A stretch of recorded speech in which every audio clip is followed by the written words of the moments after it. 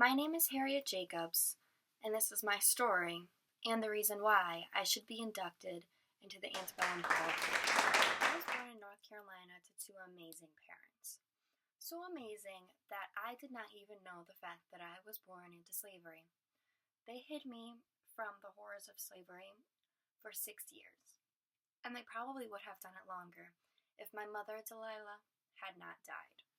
That is when things started to go bad. After my mother died, it was not completely terrible yet. I moved in with my mother's mistress, who was amazing. She was extremely nice. She taught me to care for myself and others. She taught me how to sew, how to read, and how to write. She taught me things that parents normally teach. When Miss Horniblow died, that is when I started to experience extreme sexual harassment by my mother. After she died, I was left to her niece, who was only 3 years old, therefore I was left to her niece's father, Dr. Norcom, who was my slave master. I tried to resist Norcom, but his advances just started getting worse and worse. He even moved me to a townhouse 4 miles away to make sure that his wife did not know the things that he was doing and planning on doing to me. My consensual lover, Samuel Sawyer, tried to shield me from the terrible horrors of what Dr. Norcom could do. This was extremely hard, though, because Dr. Norcom was extremely powerful, very scary. He would not stop, and anything that I tried to do wasn't good enough.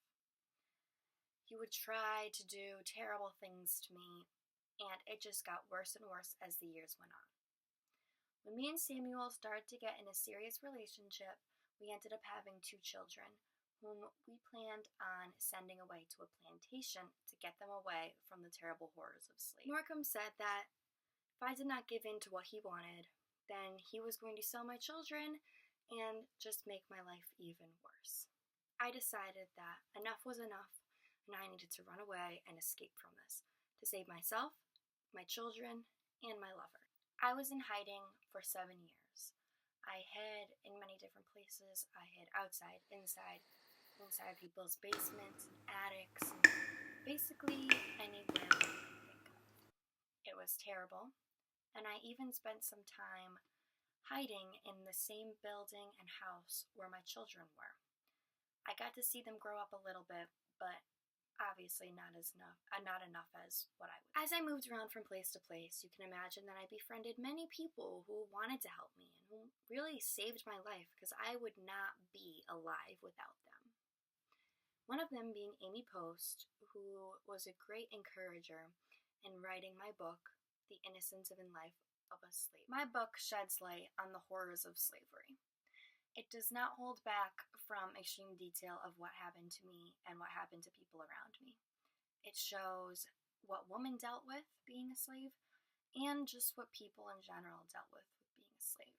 Although it is from a woman's perspective, it does show more of the sexual aspect and the men sexually harassing and raping women. I was a very big part of the movement of the Civil Rights Act.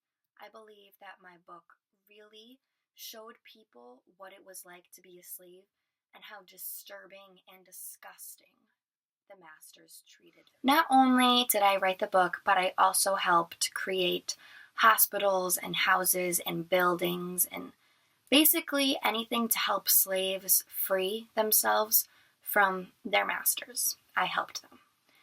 I fought for Black people's welfare in hospitals because many of the slaves were very ill and they did not get treated the same way in the hospital. So I fought for them to get treated the same way. I should be inducted in the Antebellum Hall of Fame because I am a reformer.